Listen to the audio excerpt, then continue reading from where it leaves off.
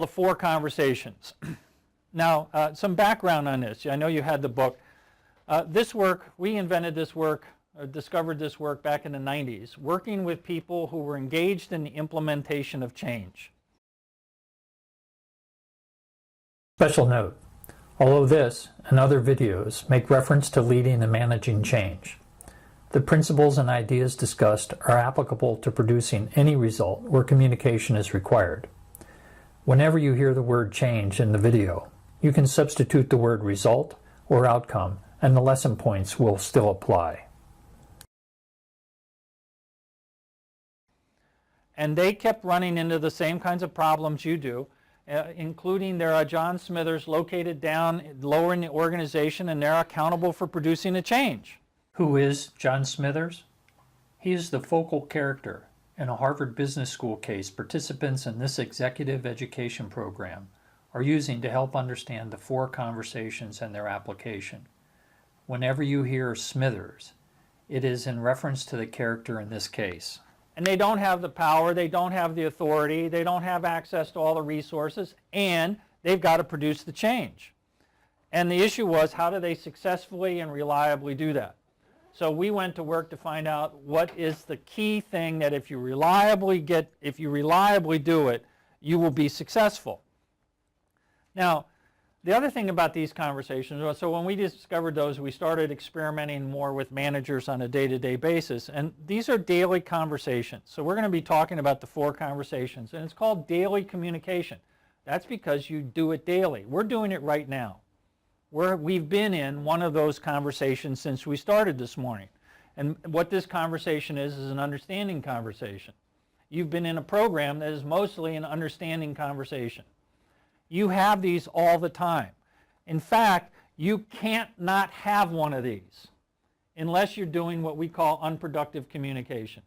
So you're always in one of these 4 conversations, or you're in a form of unproductive communication.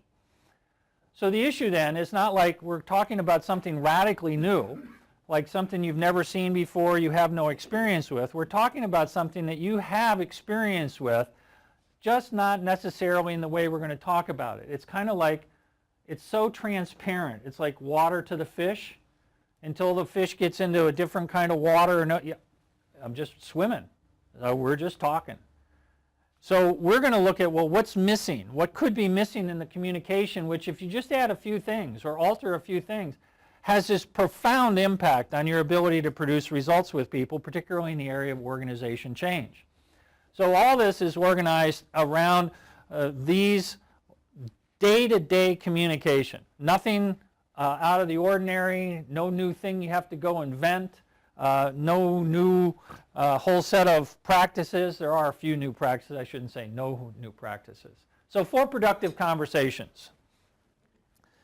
And we're going to be using the Smithers case as we go along to explore how does this actually operate in the area of organization change and leading change. So there are 4 productive conversations. Initiative conversations, which introduce a new goal, propose an idea, or launch a change in a way that attracts other people to what you're proposing. Okay?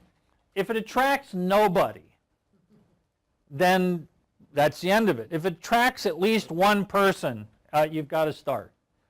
Okay? So part of the thing is it attracts other people to follow you.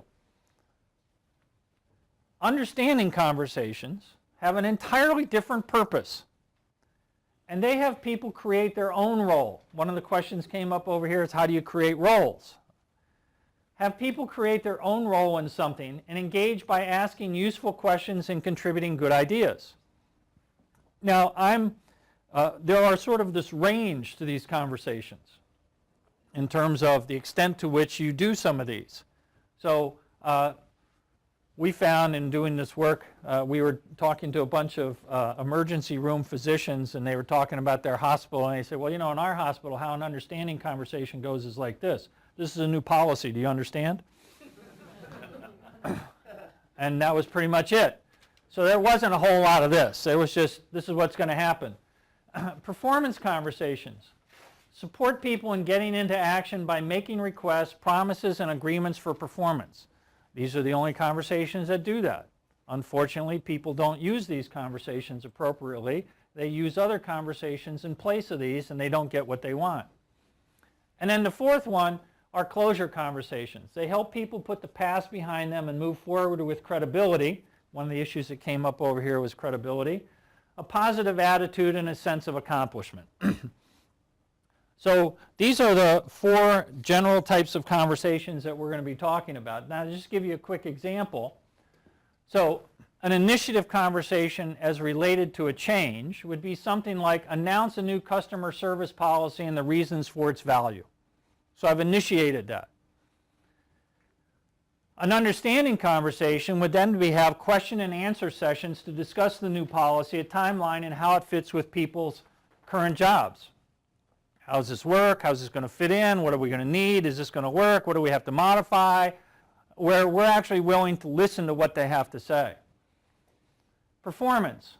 Obtain commitments for who will do each part of the policy and when. So we now have to decide what are the agreements, who's going to do what, when are they going to do it. And this is where management starts happening.